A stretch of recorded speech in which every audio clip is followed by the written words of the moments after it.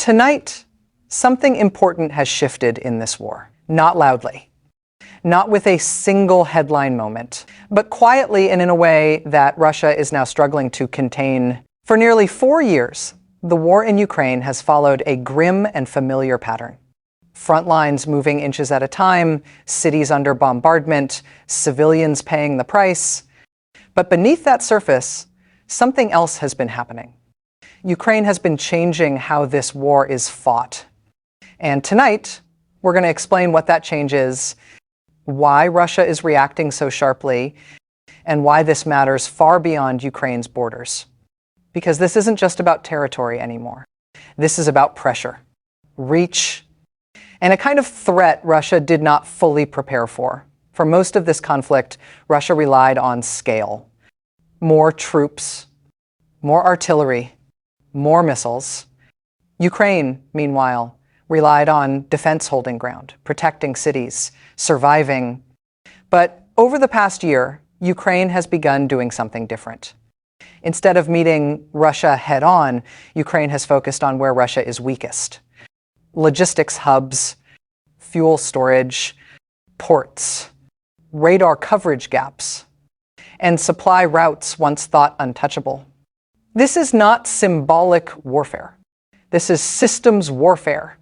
And Russia has noticed when we say new threat, we are not talking about one weapon. We are talking about a method.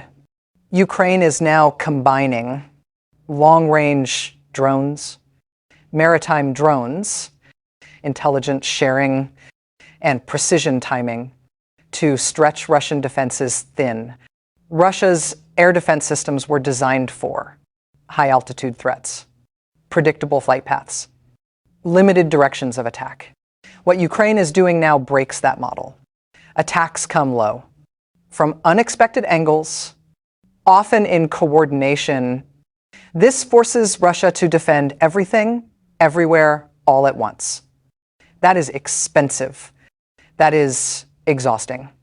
And that is dangerous. Russia's response tells us everything. Instead of dismissing these attacks, Moscow has reinforced air defenses deep inside Russian territory, rerouted shipping, increased port security, warned foreign vessels, and escalated strikes on Ukrainian infrastructure. That is not confidence. That is containment. And containment is what you do when you feel pressure building. Here is where this gets bigger. Ports are not just military targets.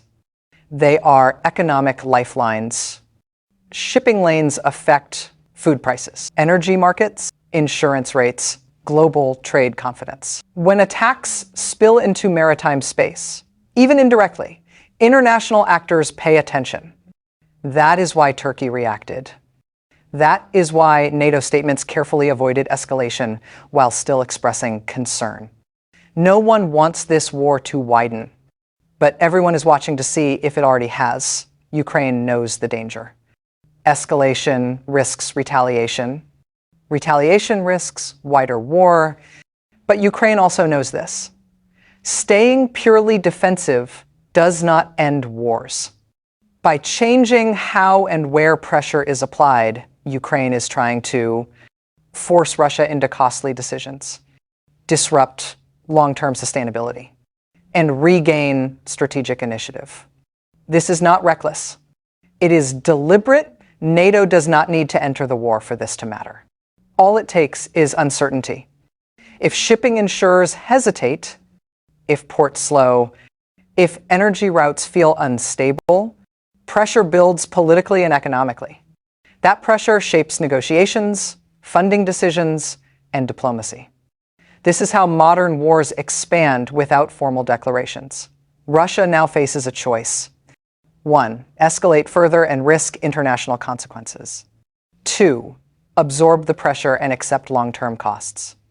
3. Or adapt, which takes time, money, and stability. None of these options are easy, and none of them offer quick victories. Here's the honest answer. This does not end the war tomorrow. This does not guarantee Ukrainian victory, but it changes the rhythm of the conflict.